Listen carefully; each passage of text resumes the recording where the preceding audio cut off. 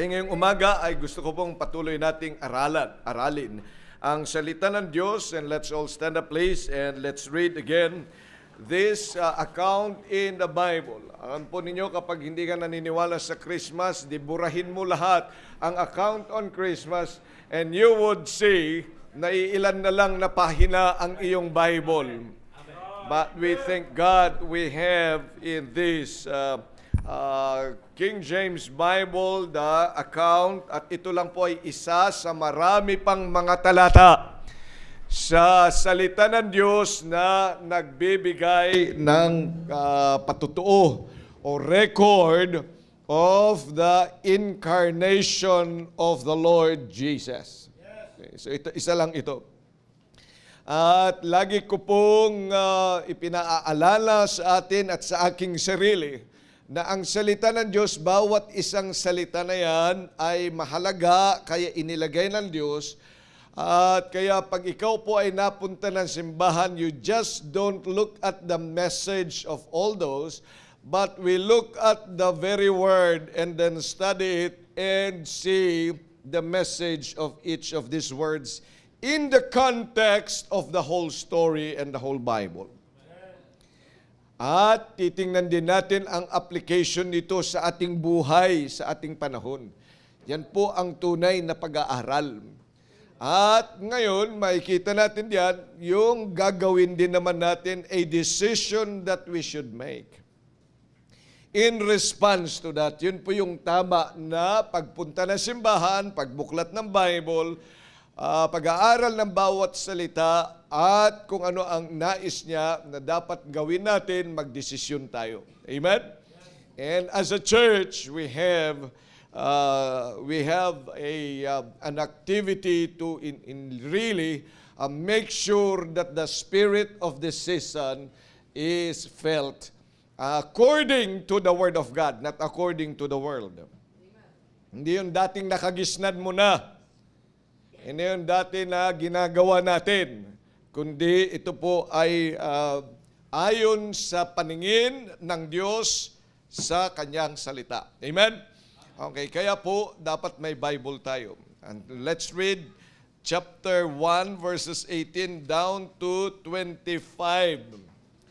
I read verse 18, you read verse number 19.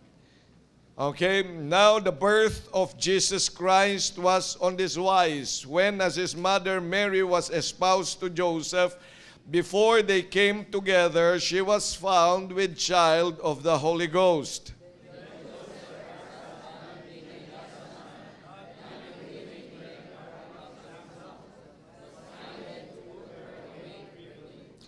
But while he thought on these things, behold, the angel of the Lord appeared unto him in a dream, saying, Joseph, thou son of David, fear not to take unto thee Mary thy wife, for that which is conceived in her is of the Holy Ghost.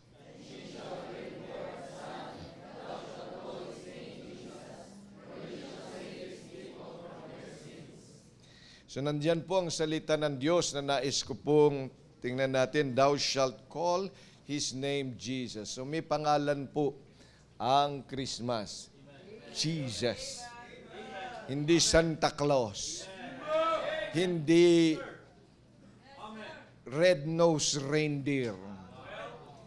Hindi rin yung Christmas tree.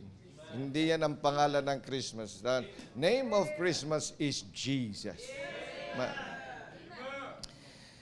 Now all this was done that it might be fulfilled which was spoken of the Lord by the prophet, saying,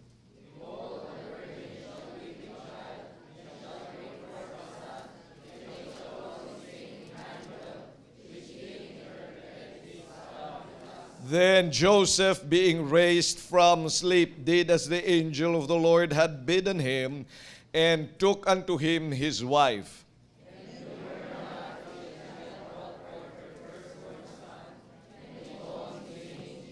Amen. Twice. Called his name Jesus. Dakilang Diyos, pagpalain mo po ang pangangaral ng inyong salita at maging kapakinabangan po sa amin ang mga katotohanan na napapaloob po nito. that we shall call His name Jesus. At maraming salamat po sa pagkakataong ito. Manguna ka sa amin, Holy Spirit of God, in Jesus' name we pray. Amen. Okay, please take your seats. Mahalaga ang pangalan. Although, sa atin pong panahon, ang pagbibigay ng pangalan, o dati, ang pagbibigay ng pangalan ayon sa kalendaryo. Kanino pong mga pangalan ang nandito na hinango sa kalendaryo? Pero yung iba ngayon, akala nila kung ang pangalan nila ay maganda, magiging maganda na rin sila.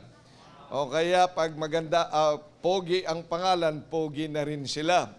Noong unang panahon, sa panahon po ng ating mga ninuno at ang Bible, pag nagpangalan po sila ay ayon sa karakter ng kanilang mga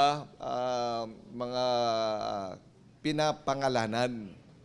So it talks about a character. Kaya dito rin po ay mahalaga, di ba, sa ating text. Ang sabi ng Panginoon, sa panahon ng Kapaskuhan, ipapanganak ang anak ng Diyos, and He shall be called Jesus. We shall call His name Jesus.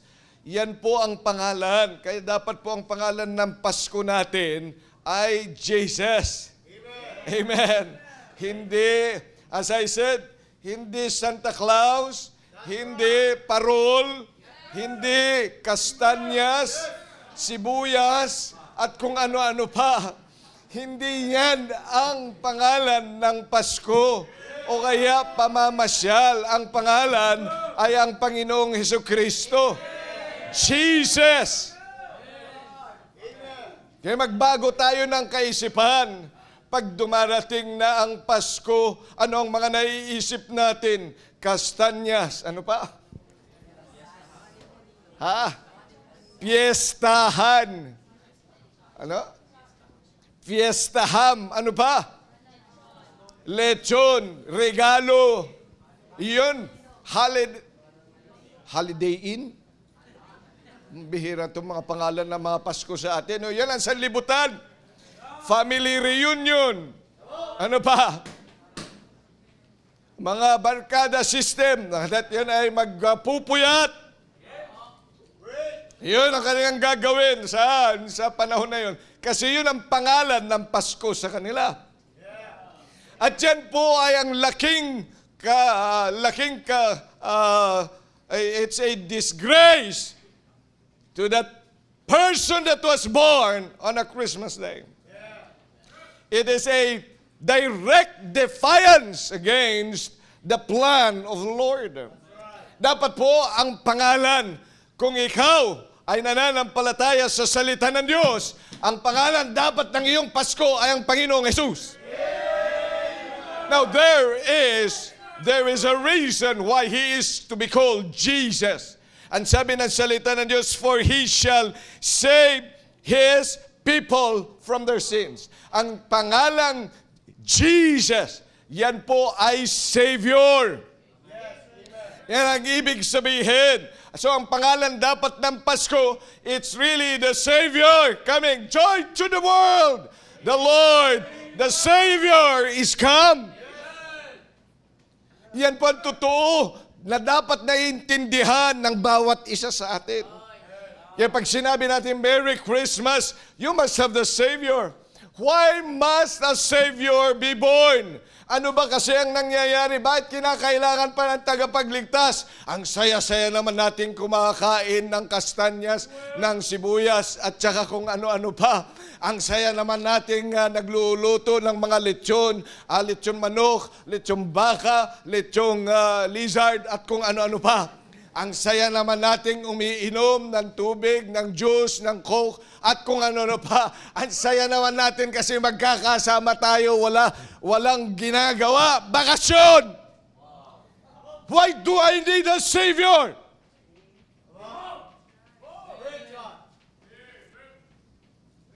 Ba't ba kailangan natin ng Savior?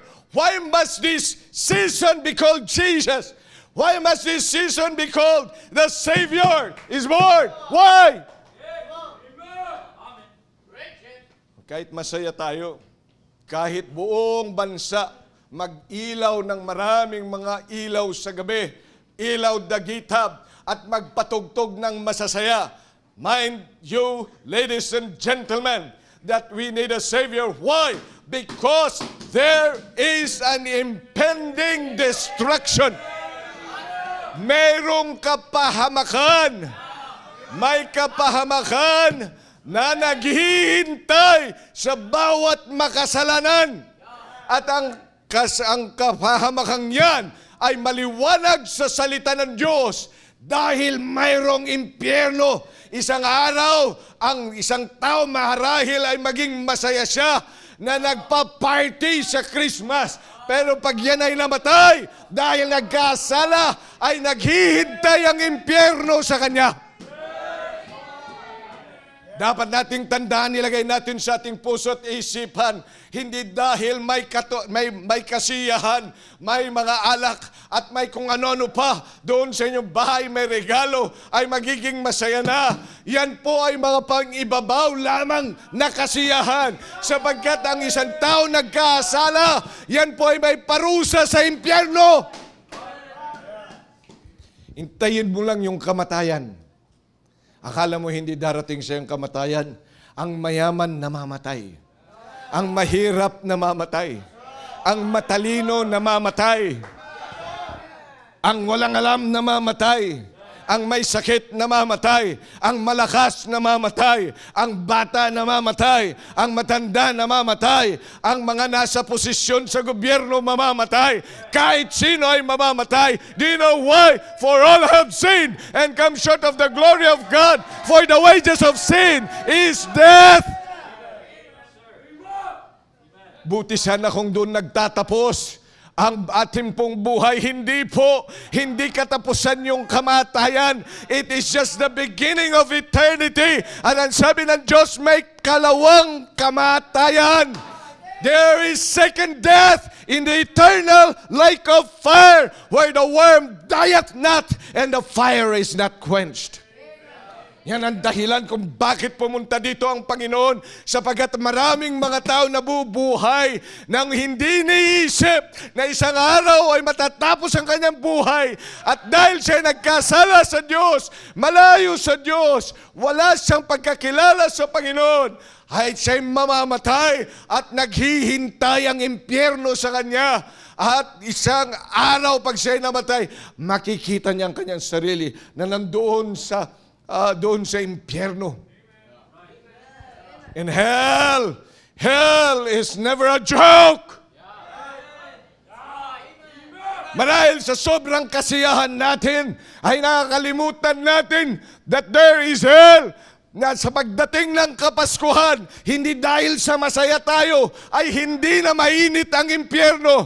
At pag nakita natin that there is so much gift, there is so much joy, and there is so much may sinasabi nga nilang mga tinkling symbols sa pagdating ng Pasko.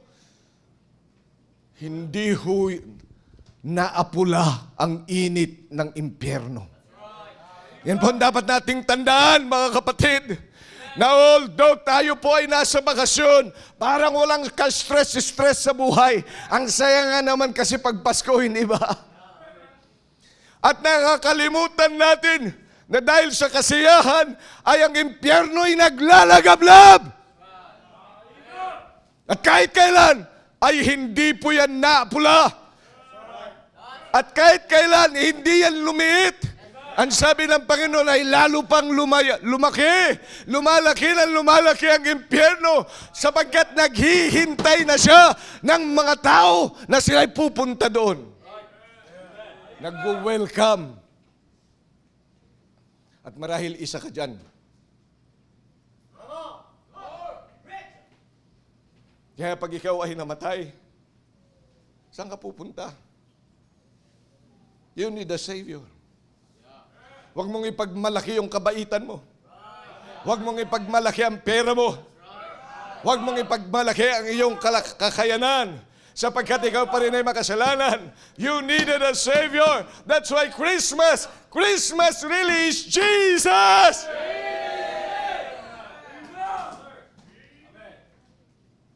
kailangan mo ay ang Panginoong Jesucristo. Kung meron ka man lang mga bagay na hinihingi, anong wish mo sa Pasko? Anong wish mo sa ganito? Anong wish mo lahat? Lahat na lang ay may wish. But have you ever considered, I wish that I would not pay my sin debt in the eternal lake of fire. And your wish can be granted because there is a Savior. Diyan po yung tagapagligtas. Kaya kung nandito ka na ikinig sa akin, but you cannot be certain for sure. Hindi mo alam kung saan ka pupunta pag ikaw man ay namatay. Naghihintay na sa iyo ang impyerno. At mainit ang impyerno. At kung sino man ang tinanggap dyan sa impyerno, kahit kailan hindi makakalis. Kahit kailan. Because it would be an eternal lake of fire, eternal punishment. At kung naiisip mo, ang lahat ng mga tao ay ganyan, maging yung mahal mo sa buhay, kung ang wish nila ay may mga bagay dito sa mundo, ang tanungin mo sa kanila, have you ever wished that you would go to heaven? Sapagkat hindi nila naintindihan na sa lamig ng simoy ng hangin, pagdating ng Kapaskuhan, ay hindi nila maintindihan na may mainit na apoy na naglalagablab at mayroong uod na hindi namamatay doon sa impyerno. Lest we forget, marahil ay marami kang mga tinatamasa sa buhay mo. Nag-i-enjoy ka sa buhay mo. But mind you, you will soon pass. Kung hindi ka ligtas ngayon, you're going to hell. But there is a Savior. Kailangan natin ng tagapagligtas. Dahil mayroon pong kabayaran ang kasalanan. At ang kabayaran ng kasalanan yan ay doon sa impyerno magpakailan pa man. But we have a Savior. Come to Jesus. Receive Him into your heart. And then you will be saved. But kailangan natin ng tagapagligtas sapagkat kahit na alam natin na marahil, Pastor, saved na ako. Okay na ba yun? Tandaan mo, we are still in our sinful ways. Yung iba kasi ganito ang kaisipan. Ligtas naman na ako eh. Alam ko, papunta na ako sa langit. Kaya pwede na palang magnakaw. Pwede na palang utak kriminal yan. Hindi yan ang utak ng isang naligtas. Ang isang naligtas ay magkakaroon ng pakikipagbakas sa kasalanan. Kaya nga nagkakaroon tayo ng guilty feelings. Kaya kapag tayo ay nakakagawa ng masama, tayo po ay nahihiya sa Diyos. At gusto nating bumait. At gusto nating gawin ang nais ng Panginoon. Pero nakikita mo na gusto mong bumait pero hindi mo magawa. Na may mga bagay sa buhay mo na gusto mong gawin pero hindi mo kaya. Makinig ka maigi sa akin. Kaya nga kailangan natin ng tagapagligtas. Because the Savior, Jesus being a Savior, doesn't only mean that He paid for the penalty of our sin in hell, but He also gives us power to overcome the world and sin. Siya rin ang magliligtas sa iyo sa mga kasalanan na gusto mong takbuhan at alisin sa buhay mo, na kahit na anong uri pang pag-aaral at anong uri pa na madisiplinang matanggap mo. Pero hindi ka pa rin nagbabago. Sino ang kailangan mo? Savior! Yes, sir. Ang tagal-tagal ko na pastor dito, pero bakit meron pa rin akong hindi magawa-gawa? Bakit hindi ko pa rin mapagtagumpayan ang kasalanan na ito? Bakit hindi ko magawa yan? Kasi nga ikaw yung gumagawa. Kailangan mo ng tagapagligtas.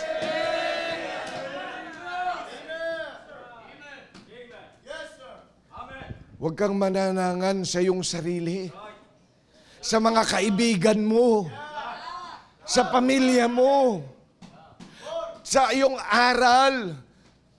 Dapat mong tandaan na may tagapagligtas na nandyan sa atin, that He will save us from the power of sin. Yung naglulugmok sa atin ng kasalanan, ng kapangyarihan na bumabalot sa atin, binigyan tayo ng kalayaan ng Diyos, and He can save you so that you can overcome your sin. Kaya kapag ang isang Kristiyano, alam niya siya'y pupunta sa sangkalangitan, pero nagkakaroon siya ng kahinaan, may mga panahon na siya'y bumabagsak sa kasalanan. Hindi ibig sabihin na nawala na ang kaligtasan. There is a Savior.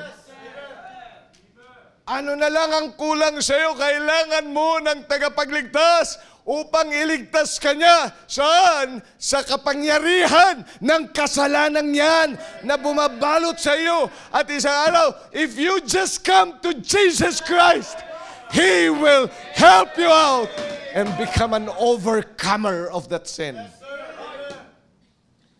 Marami akong mga naririnig. Sabi niya, Pastor, gusto ko talagang gawin ito. Pero hindi ko kaya. Ay, maigit, hindi mo kaya. Kailangan mong Panginoon. You know why I can say, I can preach? It's not because I can. But I can do all things through Christ. Kaya masasabi ng isang Kristiyano that I did this. Ako'y umawit, hindi dahil sa aking sariling kakayanan. Ako'y nagsalita, hindi sa aking sariling kakayanan. Ako'y naggumawa ng mga bagay na ito, nagawa ko ito, not of my own strength, but the strength that Jesus gave me.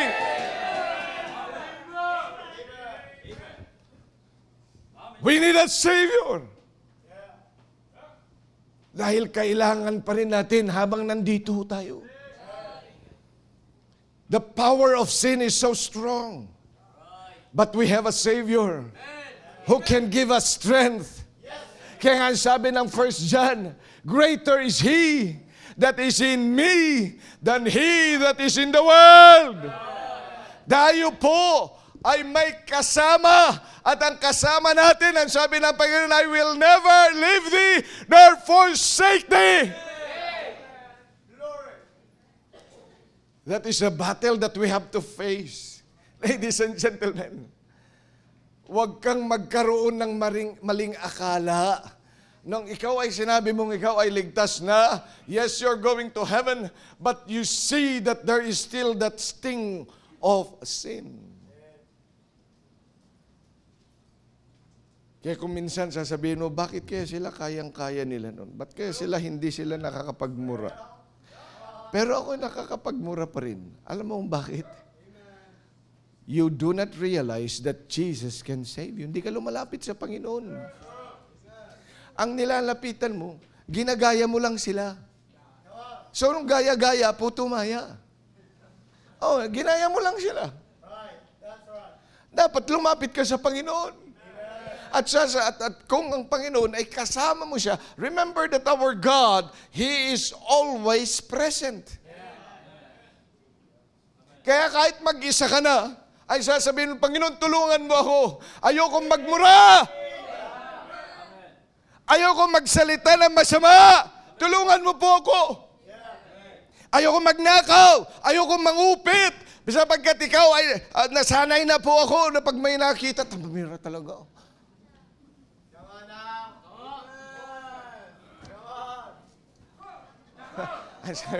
Panginoon, tulungan mo po ako.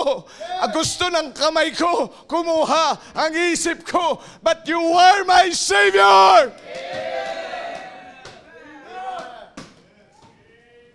Alam mo yun, yung mga taong nakapag-overcome nun, it's because of the grace of God. Yun ang masasabi natin, biyaya ng Diyos.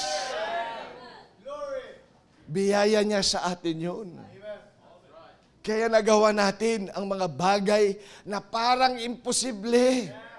Because Jesus is our Savior. Huwag mong iisipin kagaya ng pag-iisip ng ibang tao ng makasanlibutan. Isipin mo ay ang kaisipan ng Diyos.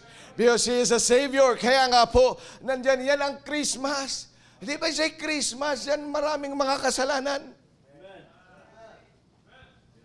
Oh, ano mong kanta pa? Give love on Christmas. Christmas na Christmas, nag-aaway kayo. Pagpaliban mo na. Eh, kailan? Sa New Year? Kailan? Ayun mga kaisipan ng mga tao. Alam mo, hindi mo maipagpapaliban yun kung wala kang tagapagligtas.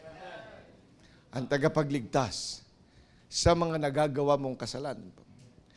Kung saan ka nalugmok, sa mga paulit-ulit mong kasalanan. May paulit-ulit kang kasalanan? Meron? May tagapagligtas.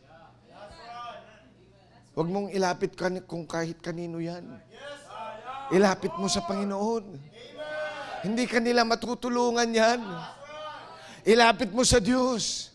Because Jesus is our Savior. Iyan po ang Christmas. That's the name of Christmas. It's Jesus. He is a Savior from the power of sin. At alam niyo ba that the Savior, pag Christmas, is anticipation of the time when we shall be taken away from the presence of sin. Makinig maigi sa akin.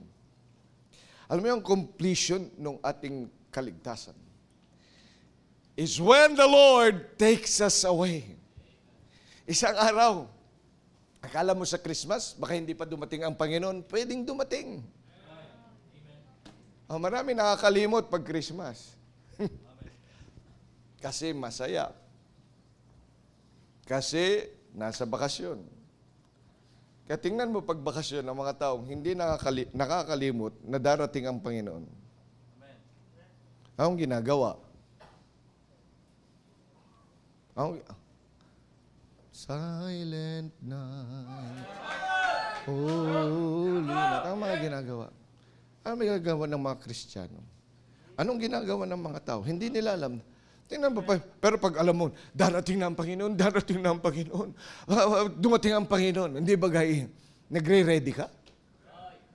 Amen? Pero dahil sa Christmas, maraming pera.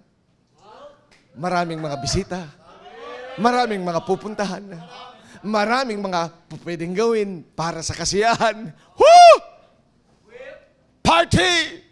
Here and there! Nakakalimutan natin na darating na ang Panginoon. Remember that God will come at any moment. And sabi ng salita ng Diyos, that He will come just like a thief in the night. Darating ang Panginoon anytime, any moment now. Kaya ang tanong kapag dumating siya sa panahon na masaya ka, saan kaya, ano kaya makikita ng Diyos? Kinuha ka ng Panginoon, pagkatapos nandoon ka sa karaoke. Kinuha ka ng Panginoon, tapos mayroon kang hawak na serbesa. Kinuha ka ng Diyos, pagkatapos kasama mong barkada nagbabarka.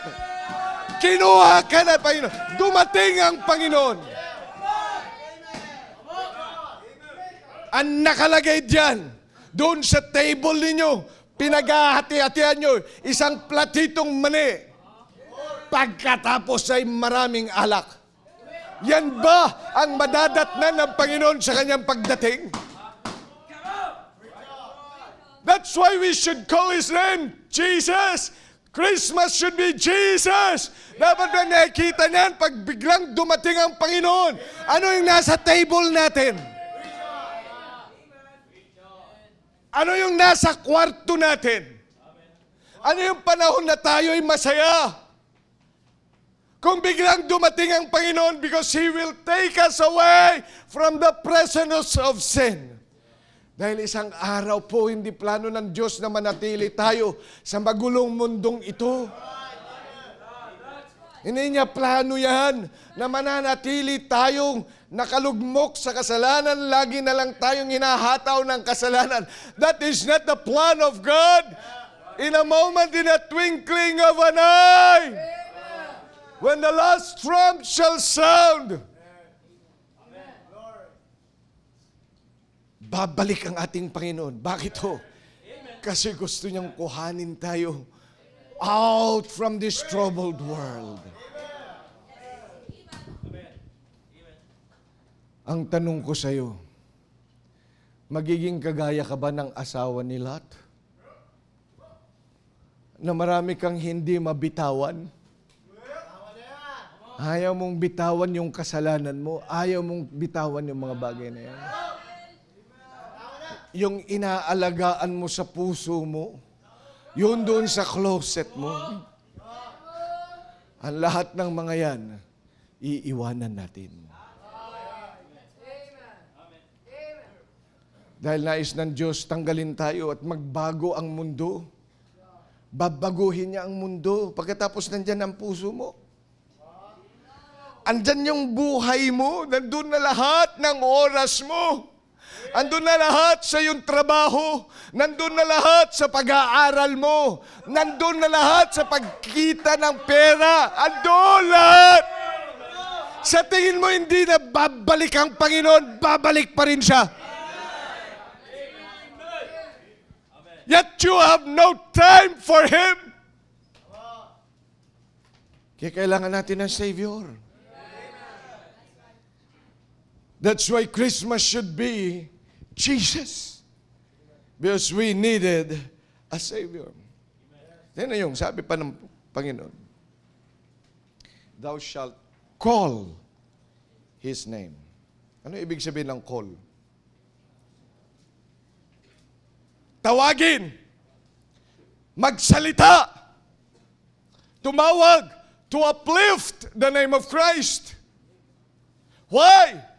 Because to call upon His name is really an acknowledgement of the power and His authority. Amen. So hindi lamang po yung pangalan ng Pasko ay ang Panginoong Jesucristo, but we ought our mouths to speak of, and our life to speak of His power and His authority and His kingship and everything therein that is in the world. Kaya tingnan po ninyo, anong sabi ng Philippians?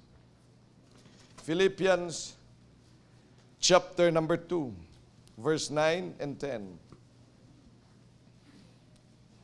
Wherefore God also hath highly exalted Him, and given Him a name which is above every name, that at the name of Jesus every knee should what? Bow. Every tongue confess. Amen. Kaya ngayong Kapaskuhan, anong bukang bibig mo? Anong bukang bibig natin? Whom thou we calling? Ano mga tinatawag natin? Are we calling upon the name of the Lord? Are we lifting up His name? Kaya bilang mga mananampalataya, ay dapat lang natin tandaan that at Christmas time, there must be the calling of Christ.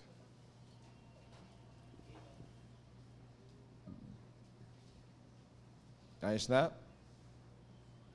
Okay ang iyong ano? Okay ang iyong labas mo na. Patayin mo kasi. Pag nandun ka sa simbahan, huwag ka magsi-cellphone. Patayin nyo yan.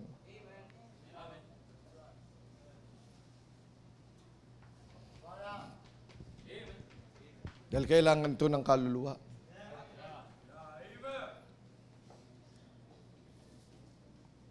You see, ano ang tinatawag natin? Kaya alam nyo ba yung ating mga gagawin? Ano ang gagawin natin? Christmas cantata. Para saan yan? So that people will call upon the name of the Lord. Ang gagawin natin, bakit meron tayong Christmas gift to Jesus? So that we can share to Him and tell Him that you indeed is a King worthy of our gift. Bakit merong fellowship? Para yan pag-usapan, siya yung sentro ng atin pong pag-uusapan. Otherwise, ibang pag-uusapan nyo sa iba. Kapag hindi mo kasama ang mga anak ng Diyos on December 25,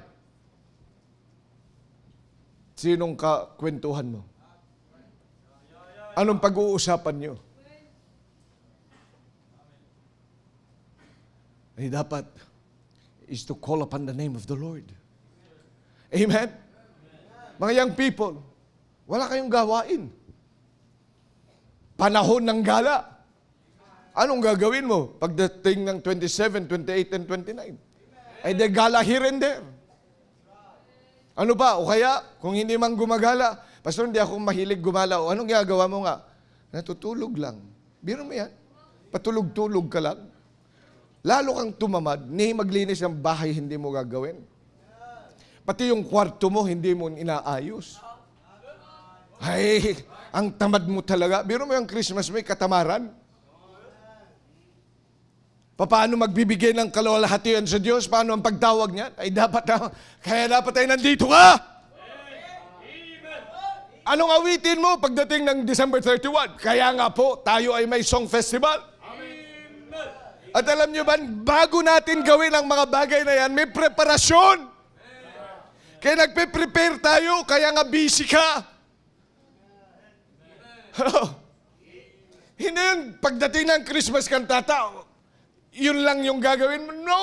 That's why we are praying. That's why the choir is practicing. That's why everybody is praying and inviting people. Busy!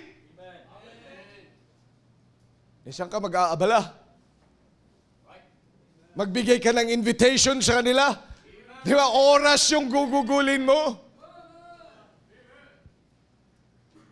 Ibigay mo sa kanila ang salita ng Diyos, mag-invite ka, oras yung gugugulin mo. Hindi ka mag-invite ng December 22 lang. You must have started. At maraming salamat. Meron ng isang member dito, sabi niya sa akin Pastor, may naimbitahan na ako at pupuntahan ko talaga sila sa Christmas cantata. May bisita na ako. Biro mo yun, nag-abala. Hindi yung, ay, December 22 na pala. Ay, kailangan na mag-invite. Ay, saan ka naging busy? Ay, Christmas gift to Jesus na pala. Nakalimutan ko. Ay, saan mo dinala ang mga pera mo? Ano plano mo? No, sa online gaming? Saan? Sa SM? Pinayaman mo sa Globe? Smart? Lazada? Shopee? Ha? Anong express kang nalalaman? Saan mo dinala? Eh kung alam mo na meron yan, di preparasyon habang may meron kang natatanggap na mga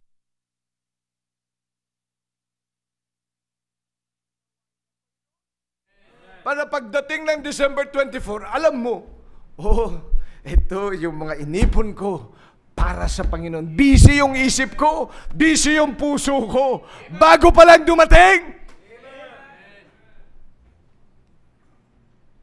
Call upon the name of the Lord. Amen. Amen. At bilang mga mananampalataya, dapat lang natin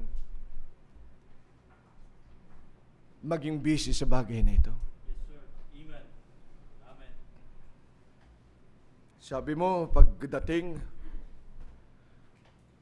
noong may trabaho ka pa at may aral ka pa, hindi ka maka-invite, hindi ka makapag-soul winning. Ngayong bakasyon, wala kang ginagawa. Hello? Di ako makadalo, may trabaho. December 25 ba, may trabaho? December 24 ba, may trabaho? Pero nasaan ang mga Kristiyano? Iba kasi ang desisyon. Kaya bilang mga mananampalataya, ilagay natin sa bato. Ilagay natin to sa ating puso. At kung meron man dito ngayon, nag-iisip, kaya pa ba akong iligtas ng Diyos? Kaya pa ba akong tulungan talaga ng Panginoon? Tingnan po ninyo. In closing, Hebrews chapter 7, verse number 25. Hebrews chapter 7, in verse number 25.